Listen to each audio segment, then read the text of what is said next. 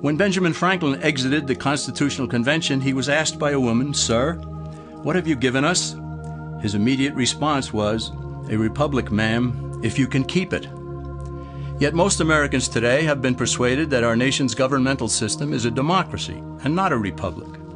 The difference between these two is essential in understanding Americanism and the American system.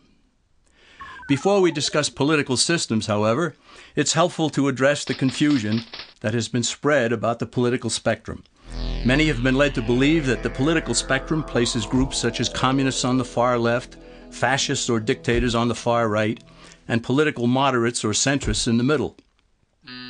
However, a more accurate political spectrum will show government having zero power on the far right to having 100% power on the far left.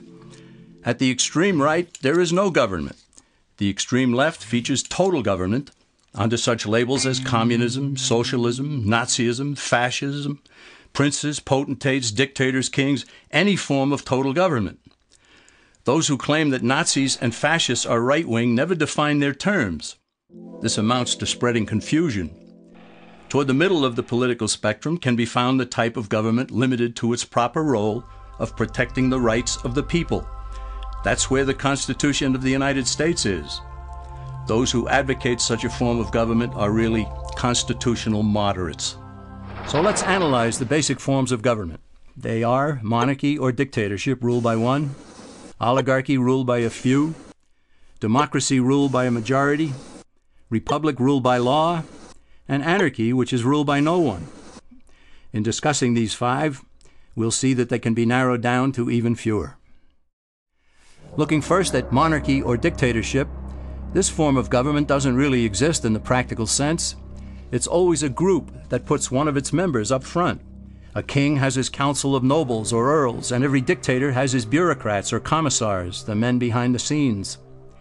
This isn't ruled by one, even though one person may be the visible leader. It's ruled by a group. So let's eliminate monarchy, dictatorship, because it never truly exists. Oligarchy, which is ruled by a group, is the most common form of government in all history. And it is the most common form of government today. Most of the nations of the world are ruled by a powerful few, and therefore oligarchy remains. At the other end, we find anarchy, which means without government.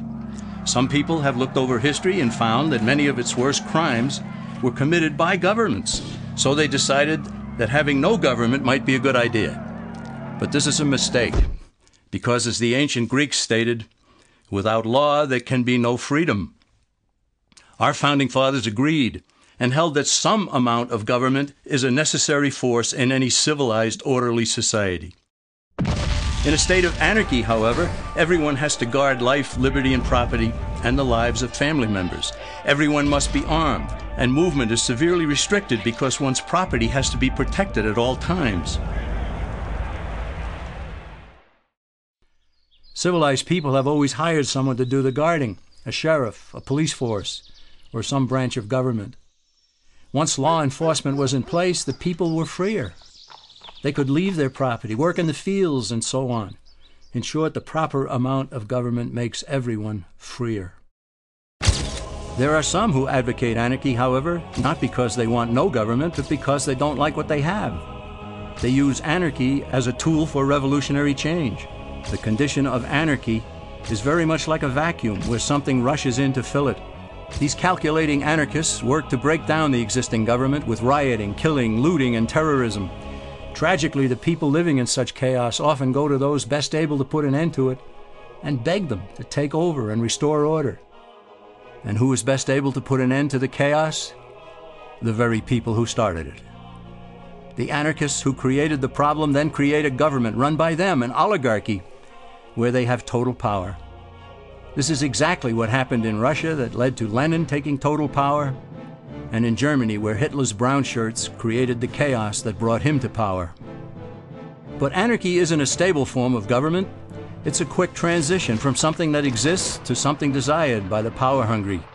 It's a temporary condition, and because it isn't permanent, we eliminate it as well.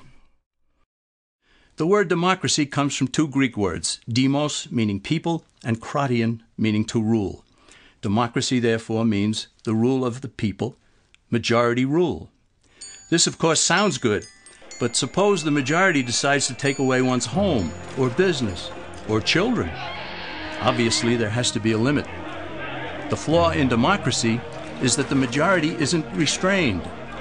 If more than half the people can be persuaded to want something in a democracy, they rule. What about republic? Well, that comes from the Latin, res meaning thing, and publica meaning public. It means the public thing, the law.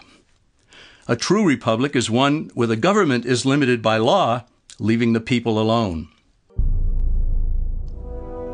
America's founders had a clean slate to write on. They could have set up an oligarchy. In fact, there were some who wanted George Washington to be their king. But the founding fathers knew history, and they chose to give us the rule of law in a republic, not the rule of a majority in a democracy. Why? Let's demonstrate the difference in the setting of the Old West. Consider a lynch mob in a democracy. 35 horseback riders chase one lone gunman.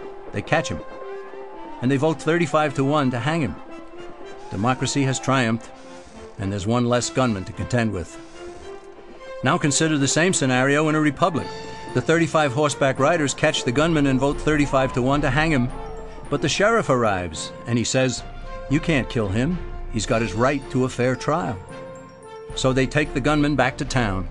A jury of his peers is selected, and they hear the evidence and the defense, and they decide if he shall hang. Does the jury even decide by majority rule? No, it has to be unanimous, or he goes free. The rights of the gunman aren't subject to majority rule, but to the law. This is the essence of a republic. Many Americans would be surprised to learn that the word democracy does not appear in the Declaration of Independence or the U.S. Constitution, nor does it appear in any of the constitutions of the 50 states.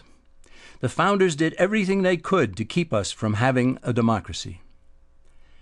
James Madison, rightly known as the father of the Constitution, wrote in essay number 10 of the Federalist Papers, "Democracies have ever been spectacles of turbulence and contention, have ever been found incompatible with personal security or the rights of property, and have in general been as short in their lives as they have been violent in their deaths."